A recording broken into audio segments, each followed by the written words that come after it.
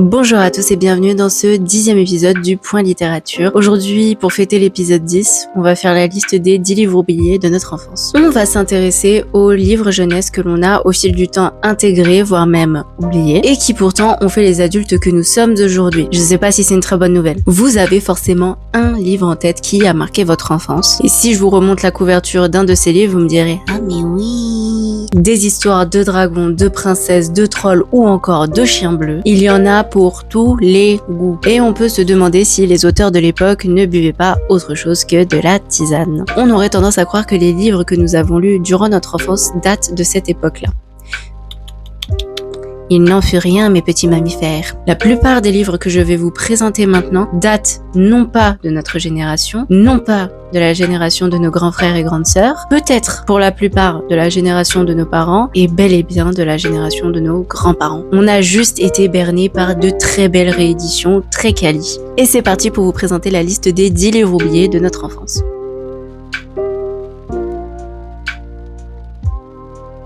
Écrit par Marcus Pfister et publié en 1992 chez Nord-Sud Éditions, Arc-en-Ciel raconte l'histoire d'un poisson considéré comme le plus beau poisson de l'océan. Il s'appelle Arc-en-Ciel. Jusqu'ici, je vous apprends rien, c'est dans le titre. Malheureusement, les autres poissons sont jaloux de sa beauté naturelle et vont lui demander de lui donner ses écailles. Au début, Arc-en-Ciel va refuser et c'est ce qui l'amènera à se retrouver seul et sans amis. Pour pallier à ça, il finira par donner ses écailles une à une, jusqu'à ne plus en avoir. Mais il sera du coup entouré d'amis. Ce livre nous apprend les valeurs du partage, de l'amitié, mais aussi de l'identité. C'est un livre pour enfants, donc je vais pas non plus disserter longuement sur la question. Le fait de se dépouiller de ce que l'on est pour avoir des amis, c'est pour ça que j'ai pas d'amis quoi. Depuis, plusieurs livres ont été publiés. Arc-en-Ciel est devenu une petite série, toujours publiée chez Nord-Sud Éditions.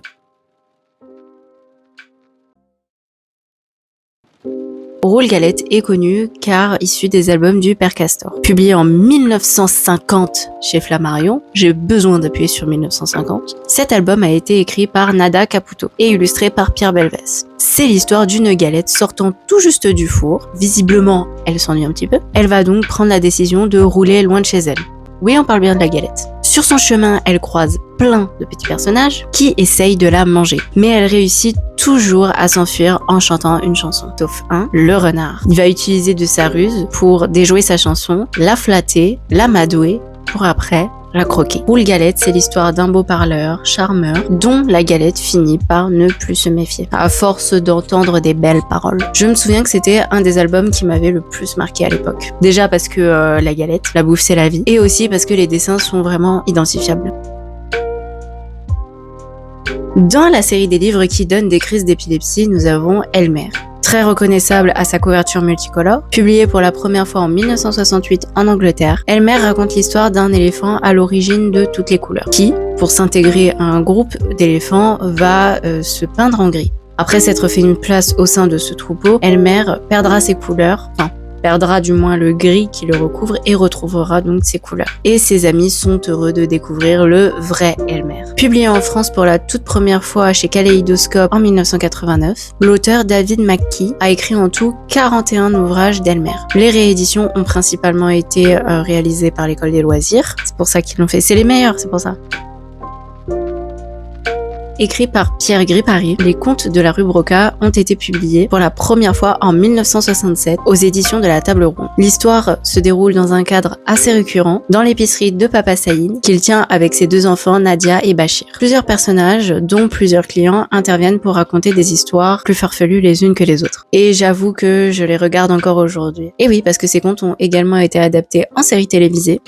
Dedans, on peut retrouver des histoires de sorcières, de trolls ou encore de pêcheurs. Et parfois, c'est vraiment perché. Mais ça reste, pour moi, les contes les plus emblématiques. Pour entrer plus en détail dans les contes de la rue Broca, il y a un conte qui m'avait particulièrement marqué. Nous allons parler de La sorcière de la rue Mouffetard. Ce conte a été publié pour la première fois en 1980 et il raconte l'histoire d'une sorcière vivante dans la rue Mouffetard. Elle souffre d'être laide chaque jour de sa vie et elle lit un jour dans un journal qu'elle pourrait devenir belle si elle mangeait une petite fille dont le prénom commence par un N. Je vous ai dit quoi au sujet des personnages principaux ? Nadia, la fille de Papa Saïd. Elle sera donc prise en chasse par la sorcière et c'est finalement Bachir, son petit frère, qui va la sauver grâce à la force d'un marin qui réussira à ouvrir la caisse enregistreuse dans laquelle Nadia est emprisonnée. Oui, je vous avais dit que c'était perché. Pour ma part, comme je le disais juste avant, les contes de la rue Broca ont fortement impacté. Déjà parce que le style d'animation et d'illustration est complètement décalé. On est sur des dessins un peu maladroits, avec des couleurs pas forcément flashy, voire presque irréalistes. Parfois la couleur de peau des personnages est assez étrange, mais ça reste des contes de fées, donc c'est normal que ce soit un petit peu déformé. Chien bleu a été écrit par Nadia et publié en 1989 par l'École des loisirs. Il raconte l'histoire d'une petite fille nommée Charlotte qui se liera d'amitié avec un chien d'une couleur assez particulière puisqu'il est bleu. Voilà. Malheureusement, sa mère va s'opposer à cette amitié et va donc refuser d'adopter ce chien, qui pourtant vient tous les soirs depuis un moment. Un soir, Charlotte va se perdre dans la forêt et c'est ce chien bleu qui la protégera des monstres et de tous les dangers. C'est une très belle histoire sur l'amitié, l'acceptation et tout le blabla magnifique sur les relations humaines et animales. Même si vous n'avez pas lu, la couverture vous dit peut-être quelque chose, ou du moins la notion du chien bleu parce que c'est franchement pas courant. C'est un livre jeunesse, un roman plus particulièrement, très connu également. C'est peut-être plus le nom que vous reconnaîtrez plutôt qu'une couverture parce qu'on n'est pas vraiment sur un album. Enfin, on n'est même pas du tout sur un album. Ça s'appelle La rivière à l'envers et c'était un best-seller au début des années 2000. C'est un roman écrit en 2 tomes par Jean-Claude Morleva, publié en 2000 pour le tome 1 et en 2001 pour le tome 2, chez Pocket. C'est l'histoire d'un petit épicier nommé Tomek qui va faire la rencontre d'une jeune fille appelée Anna. Cette dernière est à la recherche de la rivière Kshar, la rivière qui empêche de mourir. Tomek, après avoir laissé Anna partir et tenter de l'oublier sur les conseils de son vieil ami Hicham, ne peut se résigner à l'abandonner. Il part donc à sa recherche, ainsi qu'à la recherche de cette fameuse rivière qui, je le rappelle, comme le nom du titre l'indique, coule à l'envers. Il traversera des épreuves très compliquées, durant lesquelles, faut se le dire, il a failli souvent passer l'arme à gauche. Mais qu'est-ce qu'on ne ferait pas par amour ou pour l'amour d'un proche malade? C'est une très belle histoire que je suis à l'heure actuelle en train de redécouvrir. Parce que je sentais qu'il fallait que je me reconnecte avec ce qui m'avait vraiment donné envie de lire à l'origine. Alors si vous ne connaissez pas ou que vous êtes simplement passé à côté, je vous invite fortement à aller découvrir ce chef-d'œuvre. J'ai également eu la belle surprise de découvrir qu'il y a une série animée qui est sortie sur Canal+, du coup inspirée de La rivière à l'envers, et qui a commencé à être diffusée depuis le 21 décembre dernier. Si certains ont commencé à le regarder, n'hésitez pas à me dire ce que vous en avez pensé en commentaire, parce que moi j'ai juste vu la bande-annonce du coup. C'est l'histoire absolument terrible d'Okilele, un petit monstre né dans une famille de monstres, au sens propre. Tout le monde le trouve tellement laid, même ses parents, que tout le monde l'appelait Okilele, ce qu'il a fini par prendre comme étant son prénom, Okilele. Okilele, c'est l'histoire d'un enfant moqué, rejeté et même maltraité, parce qu'à un moment donné dans le conte, ses parents l'ont même emmuré. Il trouvera un échappatoire et réussira à se construire et trouver des gens qu'il aime pour ce qu'il est. Écrit et illustré par Claude Ponty, cet album sera publié pour la première fois en 1993 par l'École des loisirs. Vous avez déjà peut-être vu ce livre quelque part, La belle histoire du prince de Motordu. Et non, ce n'est pas la belle histoire. L'histoire d'un prince qui n'utilisait jamais les bons mots. Et ça mène parfois à des situations assez cocasses. Il se fera donc donner des cours par une belle princesse nommée princesse des écoles pour le remettre à niveau. Princesse dont il tombera très sûrement amoureux. C'est une histoire extrêmement mignonne où le prince n'a pas de cousin mais de coussin et ne vit pas dans un château, mais dans un chapeau. Donc si vous voulez rire, ça vaut le détour. Écrit et dessiné par l'artiste Pef, Pierre-Émile Ferrier, et publié pour la toute première fois en 1980. Le Prince de Motordu fera l'objet d'une série par la suite. Et on doit quand même cette œuvre à Gallimard.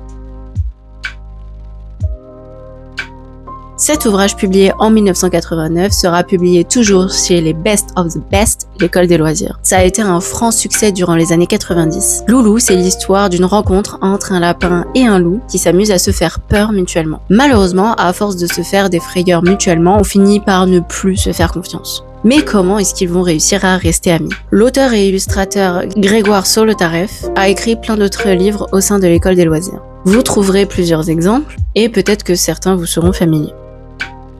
J'espère que ce tour des 10 livres oubliés vous aura plu. J'espère que vous avez passé un bon moment devant ma vidéo. J'espère également vous revoir sur les comptes Instagram et TikTok. N'hésitez pas à aller vous abonner, n'hésitez pas à liker et commenter et surtout partager cette vidéo. Je vous souhaite une très belle année, qu'elle soit pleine de bonnes réussites, pleine de bonnes choses finalement. Soyons allés, soyons fous. Je vous fais de très gros bisous et puis je vous dis à la prochaine pour un nouveau point littérature.